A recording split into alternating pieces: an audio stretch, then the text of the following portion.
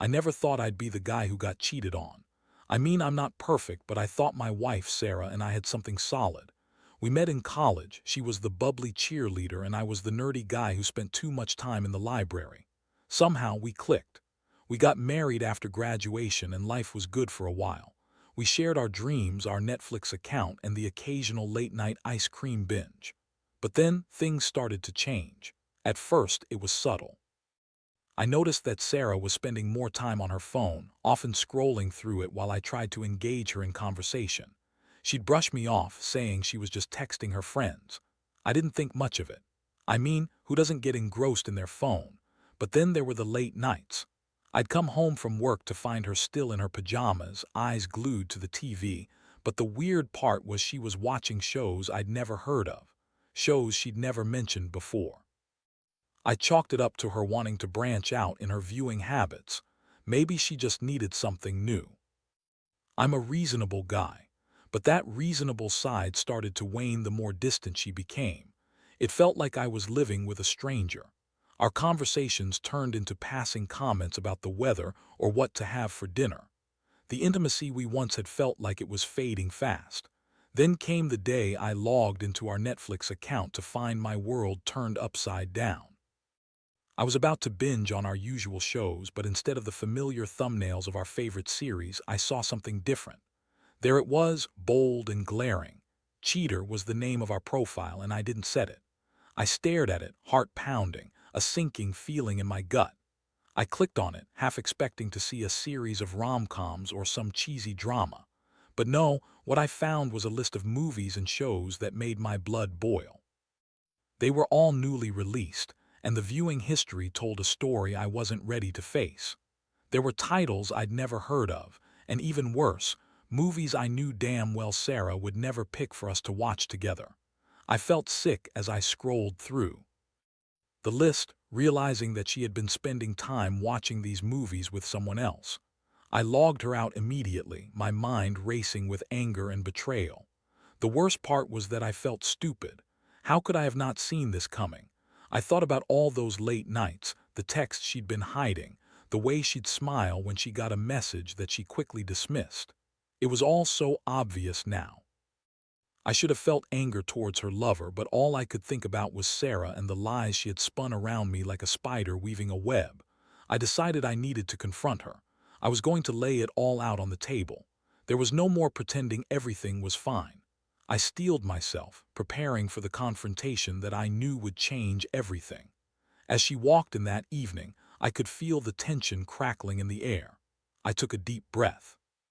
It was time to face the truth, whatever it might be. When she walked in, I tried to maintain a calm exterior. "Hey, Sarah, do you have a minute?"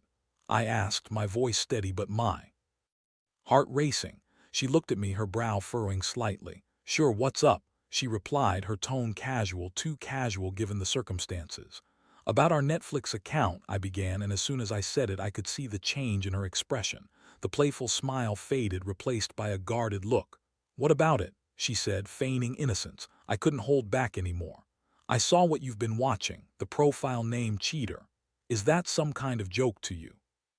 Her face paled, and in that moment I knew I had struck a nerve. The excuses were about to pour out, and I braced myself for the inevitable lies. "Oh, that's just a silly prank. I was just messing around," she stammered, but I could see the panic in her eyes. "Messing around, really?" I pressed, anger bubbling up. "Who's been using the account, Sarah? You've been lying to me." She hesitated, searching for words, and I could almost hear the gears turning in her mind as she tried to concoct a believable story. It was all too clear. The confrontation was only just beginning, and I was ready to hear her out. I needed to know the truth, no matter how painful it might be. The reality of the situation hung heavy in the room. I had to brace myself for her response, for the unraveling of everything I thought I knew. The emotional impact of this moment was going to shape everything that followed. I felt a swirl of emotions, shock, anger, sadness, but I pushed those aside for now. I needed to confront her, to find out what had been happening behind my back. Whatever it was, I knew I was about to dive into a deep emotional journey that would change my life forever.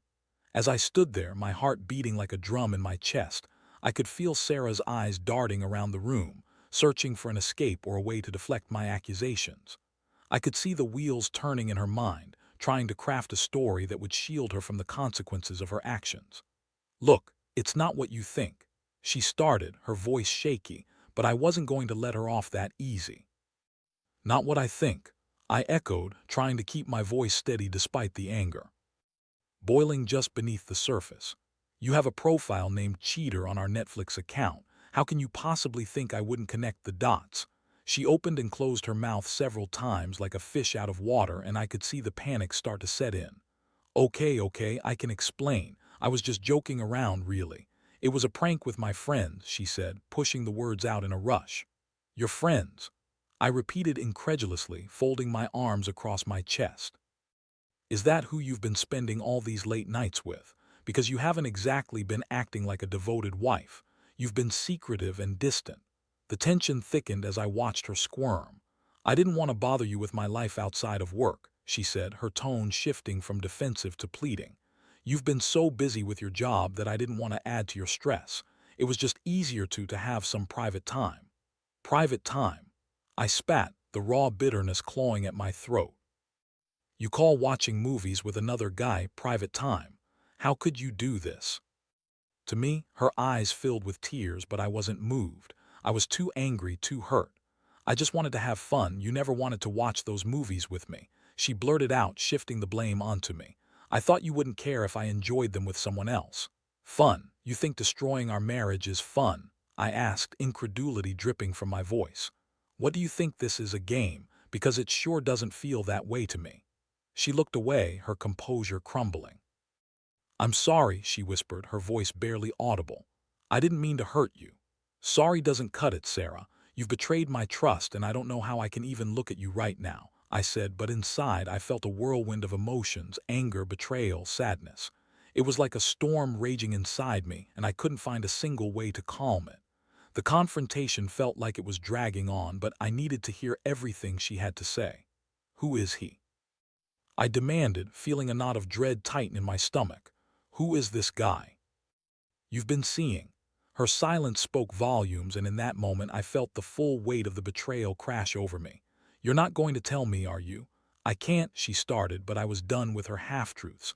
Just stop, just tell me the truth for once. I deserve that much. Her facade began to crumble. His name is Mark, she finally admitted, her voice cracking. He's a guy from work. We just got close. I didn't mean for it to go this far. Close. I scoffed, the bitterness slicing through my words. Is that what you call it? Sharing intimate moments together while I'm at home, while I'm working my ass off to provide for us? I'm sorry, it just happened, she cried, her voice rising. I didn't plan for it. It wasn't supposed to be like this. Not supposed to be like this, I repeated, feeling a mixture of rage and heartbreak. You fell in love with someone else, and now you expect me to just accept your apologies. You think it's fair to just brush this off. The confrontation was brutal, and I was exhausted. I could feel the tears prickling at the corners of my eyes, but I held them back. I wouldn't give her the satisfaction of seeing me break down. I was angry, yes, but I was also heartbroken. After what felt like hours of back and forth, we reached a silence that hung heavy in the air. Sarah was wiping her tears, and for a brief moment I caught a glimpse of the woman I had fallen in love with, but that image was quickly overshadowed by the reality of what she had done. I needed space to think, to process everything. I can't talk about this anymore right now, I finally said, my voice steadier than I felt. I need time to figure things out. She nodded, looking defeated, and I couldn't help but feel a pang of pity for her. But that pity was quickly swallowed by the hurt and betrayal that consumed me. I left the room, my mind racing. How could I move forward from this? Where do I even begin? The emotional impact was profound, and I felt like I was standing on the edge of a cliff, teetering between love and abandonment. As I walked into the living room, I sat down on the couch, staring blankly at the wall. All the dreams we had shared, the plans we had made, it felt like they were all crumbling to dust. I couldn't shake the image of her with Mark, of the laughter they must have shared over those movies, of the intimate moments I had thought were ours alone. The pain was suffocating. I realized I had a choice to make, and it wasn't going to be easy. I needed to decide if I could ever trust her again, and if we even had a marriage worth saving. As I sat there, I felt the weight of uncertainty settle over me, and I knew the journey ahead would be long and painful. But somehow, I had to find a way to process this betrayal and decide what to do next. The days that followed the confrontation felt like an emotional roller coaster. I was caught in a whirlwind of confusion, anger, and heartbreak. Sarah and I were still living under the same roof, but it felt like we were worlds apart. Every time I looked at her, I was reminded of the betrayal of the intimacy we once shared and how it had been shattered. She would try to engage me in conversation, attempting to bridge the chasm that had formed between us, but I couldn't bring myself to respond. I'd sit at the dinner table, and while she'd eat nervously, stealing glances my way, I'd just push my food around on the plate, lost in my thoughts. One evening, I found myself scrolling through our shared Netflix account again. I couldn't help but feel a mix of anger and betrayal as I saw the profile with the name Cheater still lingering there. I had thought about changing it back to our original name, but part of me wanted that reminder, that constant poke at my heart. It was a badge of the pain I was feeling, a signal that things had irrevocably shifted. In moments of solitude, I'd replay the conversation we had over and over in my mind. I was still grappling with her words, the excuses, the way she had tried to justify her actions. It just happened, she had said. I couldn't wrap my mind around how someone could just let themselves fall into an affair without considering the consequences. The betrayal gnawed at me relentlessly. The emotional impact was taking a toll on me. My mood swings were erratic, and I found myself snapping at friends and family. They didn't know what I was going through, and it felt impossible to explain. How could I tell them my wife, the woman I loved, had chosen someone else? I felt a deep sense of shame that accompanied the betrayal, as if I had somehow failed her, failed our marriage. One night after another awkward dinner, Sarah approached me as I sat on the couch, lost in thought. "Can we talk?" she asked tentatively, her voice barely above a whisper. I looked at her, and for a moment I was torn between wanting to hear her out and the overwhelming desire to push her away. I sighed, feeling the weight of it all. "What more is there to say, Sarah? You've made your choices. Please," she begged, tears welling in her eyes. "I know I messed up. I can't change what happened, but I want to try to make this right. I love you and I want to fix this." Love, that word hung in the air like a ghost. It felt hollow coming from her lips. "You love me," I echoed, trying to mask the bitterness. "What about Mark? Were you loving him too?" Her expression crumpled and she shook her head vehemently. "No, I was confused. I don't know what I was thinking. I didn't want to feel lonely." "Lonely," I repeated, incredulous. "You were lonely while I was working 2 jobs to provide for us, while I was trying my best to support you." She looked down, silent, and I could see the regret etched in her features. For the first time, I felt a flicker of sympathy for her, but it was quickly doused by the anger that still simmered beneath the surface. "What do you want from me?" I asked, my voice softer now but still edged with pain. "I want to fight for us," she cried, desperation spilling from her. "I know I've hurt you, but I don't want to lose you. I can do better. I promise I'll be honest from now on." I shook my head, my mind racing. "Honesty? How can I trust anything you say? You've shattered that trust." "I'll prove it to you," she insisted. "Give me a chance, just one more chance to show you I can be the wife you deserve." The thought of giving her another chance felt like stepping into quicksand, terrifying, uncertain, and destined to pull me under. I wanted to believe her, but the pain was too fresh. "What does that even look like?" I asked, searching for clarity. "I'll stop seeing Mark. I'll cut all ties. I'll do whatever it takes to earn your trust back," she said, her voice trembling. "Please just let me show you." Her offer hung in the air, and for a moment I considered it. Could I really allow myself to trust her again? Could we rebuild what had been broken? But the emotional scars were still too raw. "It's not that simple, Sarah. You can't just erase what you've done." "I know," she replied, her eyes pleading. "But I want to try. I'll go to counseling. I'll do whatever it takes. Just don't give up on us." The desperation in her voice pulled at my heartstrings, and I felt the conflict within me intensify. I loved her, but love alone couldn't fix the damage. "I don't know if I can look at you without seeing him," I admitted, feeling the tears sting my eyes. "Please." she whispered, inching closer, her eyes searching mine. "I'll do anything, just give me a chance to prove I can change." In that moment, I realized I was at a crossroads. I had to make a decision, either to confront the painful reality of our fractured marriage or take a leap of faith into the unknown. The path ahead was uncertain, but I knew I needed to figure it out, not just for her, but for myself as well. As I considered my options, I felt the weight of her gaze on me, filled with a mix of hope and fear. I had to think long and hard about what I wanted and what I was willing to fight for. Whatever I decided, I knew it would define the next chapter of my life. Would I take the risk to rebuild, or would I walk away? After a sleepless night filled with turmoil, I decided to give Sarah a chance, albeit a cautious one.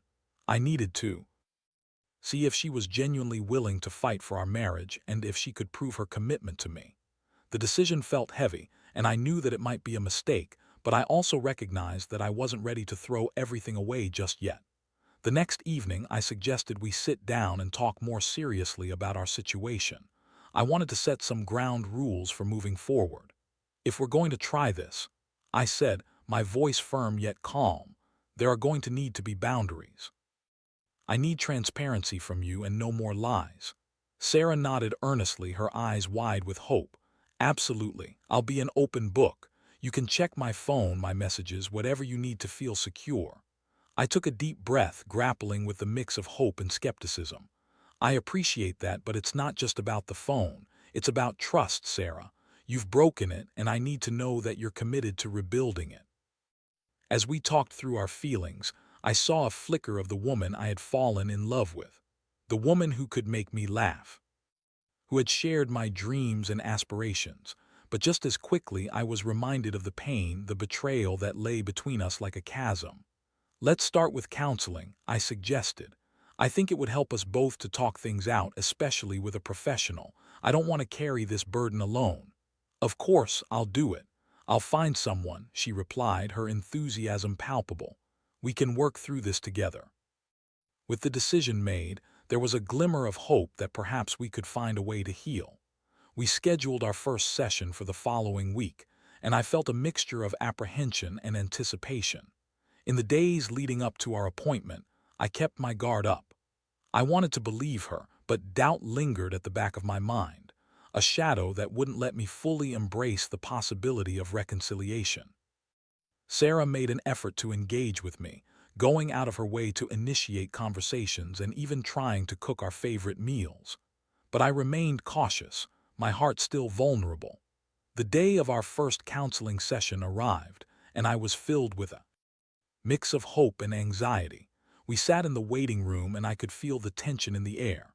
Sarah reached for my hand, squeezing it tightly, and I could sense her desire for us to make this work. When we entered the therapist's office, I was struck by the warm, inviting atmosphere. The therapist, Dr. Collins, was a middle-aged woman with a calming presence. She welcomed us and invited us to share our story. As we spoke, I found myself reliving the pain all over again. I described how I felt blindsided by Sarah's infidelity and how it had shattered my trust. Sarah chimed in, expressing her remorse and the guilt she carried. The session laid bare our wounds, and while it was difficult, I felt a sense of relief in sharing our struggles with someone who could guide us. Dr. Collins encouraged open communication and honesty, and I found myself slowly beginning to open up, sharing my insecurities and fears. "I don't want to lose you, but I don't know how to trust you again," I admitted, my voice trembling. "I understand," Sarah replied, her eyes glistening with unshed tears. "I never meant to hurt you. I'm so sorry for what I did, and I'll do everything I can to prove that I can be better." By the end of the session, I felt emotionally drained but also a faint glimmer of hope. Dr. Collins suggested that we keep working together to rebuild our relationship, and I agreed to give it a shot. In the following weeks, we continued attending counseling sessions, each one unveiling layers of emotional complexity that I hadn't realized existed. We explored our individual needs, desires, and the underlying issues that had contributed to the distance in our marriage. Sarah revealed that her need for attention and validation had played a significant role in her decision to cheat. It was difficult to hear, but I appreciated her honesty. I thought I'd lost myself in my career, and I didn't know how to reach out to you, she confessed. I never wanted to hurt you, but I felt so alone. I pondered her words, realizing that I, too, had been caught up in the demands of life and work. I had taken our relationship for granted, and that realization stung. I didn't want to absolve Sarah of her actions, but I acknowledged that we both had a part to play in the unraveling of our marriage. As the weeks turned into months, we began to reconnect in ways I hadn't thought possible. We started exploring new hobbies together, revisiting old favorites and rekindling the intimacy we had lost. I could see the effort Sarah was putting in, and slowly, the walls I had built began to crumble. But just as I began to feel hopeful, the specter of doubt would creep back in. I found myself increasingly anxious whenever she received a text or went out with friends. Was she really committed to making this work? Or was she just waiting for the next opportunity to betray my trust? During one of our counseling sessions, I voiced my concerns. I want to believe that we can rebuild, but I'm terrified that you'll hurt me again. I admitted, vulnerability spilling out of me. Sarah reached for my hand, squeezing it tightly. I promise, I'm not going back to that life. I want you and I want us to be happy. I'll do whatever it takes to show you that I'm committed. It was a roller coaster of emotions, filled with moments of hope and despair, trust and doubt. I was learning that healing was not a linear process. It was messy, complicated, and filled with setbacks.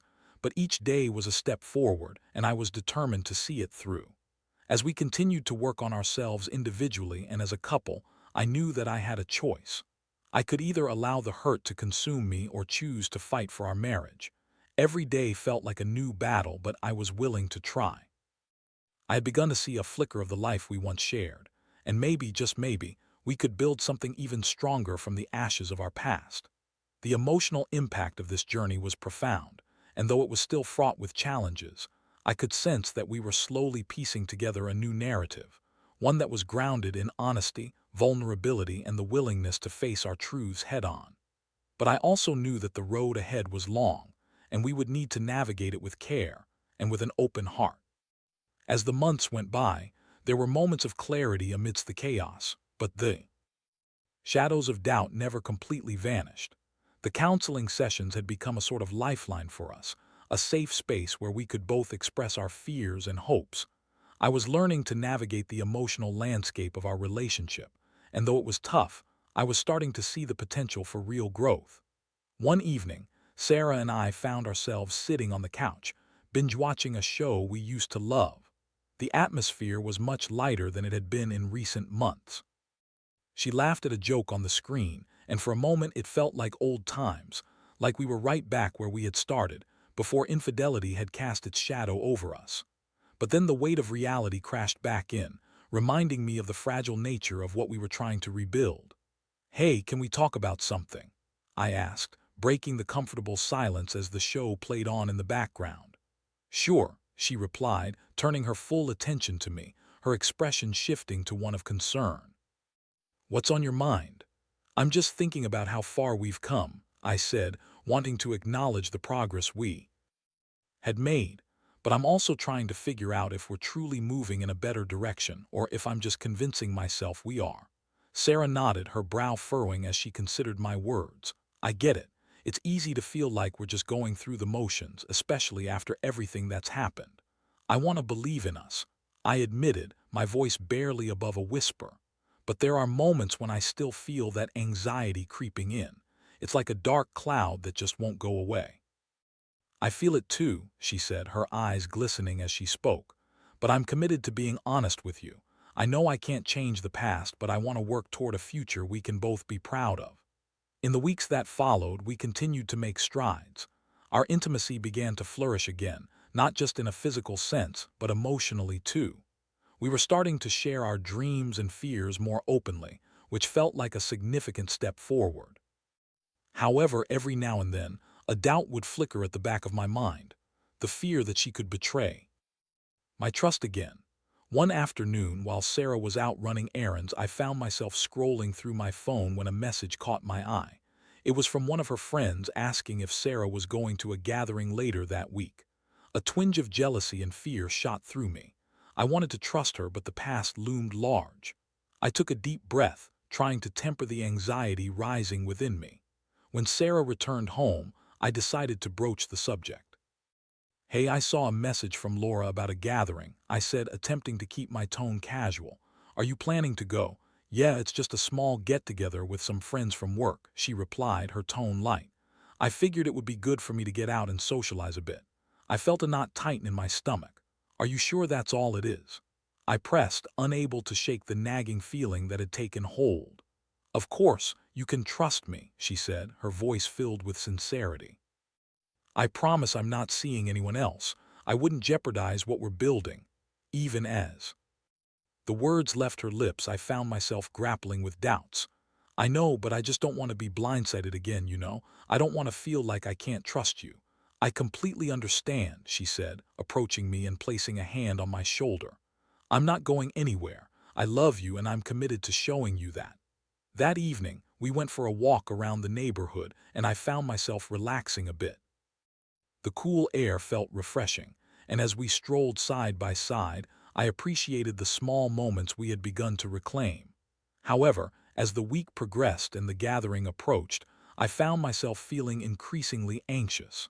I couldn't shake the worry that accompanied her going out without me. Would she be tempted? Would she find herself falling back into old habits? On the day of the gathering, I had some friends over to distract myself. We played games and laughed, but as the hours passed, my mind kept drifting back to Sarah and the gathering. I would glance at my phone, waiting for a message or a call, but nothing came. The more time that passed, the more my stomach churned with anxiety. When Sarah finally returned home, I was waiting up for her, my heart racing at the sight of her entering the house. "Hey, how was it?" I asked, trying to mask the concern in my voice. "It was good, just a few of us catching up, nothing crazy," she replied, her face lighting up with a smile. "Did you have fun?" "Yeah, it was nice to see everyone," she said, and I could see the genuine happiness in her expression. That relief didn't last long. "You didn't talk to Mark, did you?" The question slipped out before I could censor myself. Her expression shifted and I could see a flicker of discomfort in her eyes. "No, I didn't see him at all. I promise, it was just the girls. Why would I want to talk to him?" "I don't know, I can't help but worry," I admitted, feeling the weight of my own insecurities. "I hate that you're still worried," she said, her voice softening. "But I want you to know that I'm committed to working through this. I love you and I'm not going anywhere." I took a deep breath, trying to process everything. "I know, but it's still hard for me to trust completely. It's not like I can just flip a switch and everything is fine." "I get it," she replied, her voice sincere. "But I want to help you through this. We can keep going to counseling and work on these feelings together. You don't have to go through this alone." As we talked, I realized that while the journey ahead would continue to be challenging, we were working towards something meaningful. Trust was a fragile thing, but if we could continue to communicate openly and honestly, there was a chance we could rebuild it. Each day was still a battle against doubt and fear, but I began to see glimmers of hope, small victories that reminded me of what we had once shared. Rebuilding our relationship wouldn't happen overnight, but as long as we were both committed, I believed we could navigate the tumultuous waters together. And while the shadows of doubt still lingered, I knew that love could be powerful enough to illuminate even the darkest paths. It was a long road ahead. But for the first time in a while, I felt like we were walking it together, hand in hand. As the weeks turned into months, the emotional landscape of our marriage slowly began to shift. The pain of betrayal was still present, but the healing process was gradually taking root. Sarah and I continued our counseling sessions, and with each meeting, we dug deeper into the layers of our relationship. We were finally peeling back the surface, exposing the raw, vulnerable parts of ourselves that had been hidden for too long. The sessions were exhausting but cathartic. We explored not only Sarah's reasons for her infidelity, but also my own shortcomings. I realized how I had been emotionally absent, wrapped up in the demands of work while neglecting the intimate connection we once had. It was painful to confront that reality, but it forced me to accept my responsibility in our marriage's deterioration. One evening, after a particularly intense counseling session, we sat in the car, the air thick with unspoken words. "I think we're making progress," I said hesitantly, breaking the silence that hung between us. "Me too," Sarah replied, her voice barely above a whisper. "I want you to know that I'm committed to this to us. I'm trying so hard to show you that I can be better." "I see that," I said, feeling a flicker of hope. "But it's not just about you changing. I need to do my part too." She nodded, her eyes glistening with emotion. "We both need to keep working at this. I've realized that it's not just about the affair, it's about understanding each other and building a stronger foundation." With each passing day, we began to rebuild our intimacy, both emotionally and physically. It was a delicate dance, but the more we communicated, the more connected we felt. We started going on regular date nights, rediscovering each other in ways that felt both familiar and new. One evening, we went to our favorite Italian restaurant, and I found myself laughing at Sarah's jokes, feeling the warmth of her presence wash over me. Yet there were still moments of doubt. I would find myself checking my phone, expecting to see a message from her that would trigger my anxiety. I'd sometimes catch her looking at her own phone and feel the familiar knot of jealousy tighten in my stomach, but I learned to voice those feelings instead of letting them fester. "I'm still struggling with trust," I admitted one night, holding her hand tightly. "I don't want to feel this way, but I can't help it." "I completely understand," she said, her voice soothing. "We're both healing and it's okay to take our time. I'm not going anywhere." As summer turned into fall, I noticed a significant shift in our relationship. The laughter returned, and we began sharing our dreams again, plans for travel, thoughts about starting a family, and even silly discussions about getting a dog. I could feel the warmth of hope igniting within me, but I was still cautious. The past was a heavy burden, and while I wanted to believe in a brighter future, I couldn't ignore the scars it had left behind. One evening, as we sat on the porch watching the sunset, I took a deep breath, feeling a sense of clarity wash over me. "I want us to move forward," I said, my heart racing. "But I also want to acknowledge everything we've been through. It's part of our story now." "I agree," Sarah replied, her eyes reflecting the fading light. "We can't erase what happened, but we can choose how we move forward. I want to build a future with you, one that's stronger because of our past." In that moment, I felt a profound sense of acceptance. We were not defined solely by the betrayal or the pain. We were both works in progress, learning to navigate this journey together. Trust would take time to rebuild fully, but I realized that love was as much about the journey as it was about the destination. As the leaves changed color, so did our relationship. We continued to grow and learn from our experiences, gaining a newfound appreciation for each other.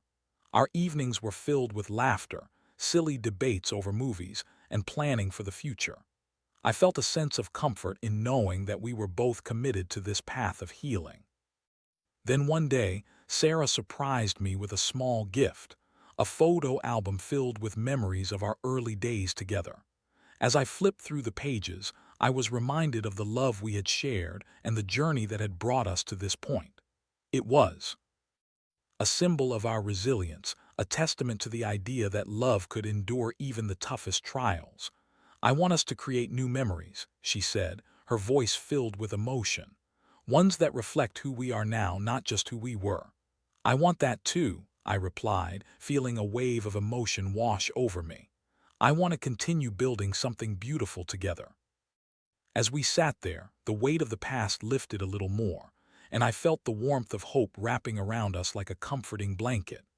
I knew that the road ahead would not be without challenges, but I was ready to face them with her by my side. In those moments of intimacy, vulnerability, and growth, I learned that love was not just about perfection. It was about resilience, forgiveness, and the willingness to fight for each other. We may have stumbled along the way, but together, we were learning to rise again, stronger than before. And as the sun dipped below the horizon, casting a golden glow over us, I felt a renewed sense of purpose. We were no longer just a couple trying to piece things back together. We were partners, committed to forging a new path that honored our past while embracing the possibilities of our future.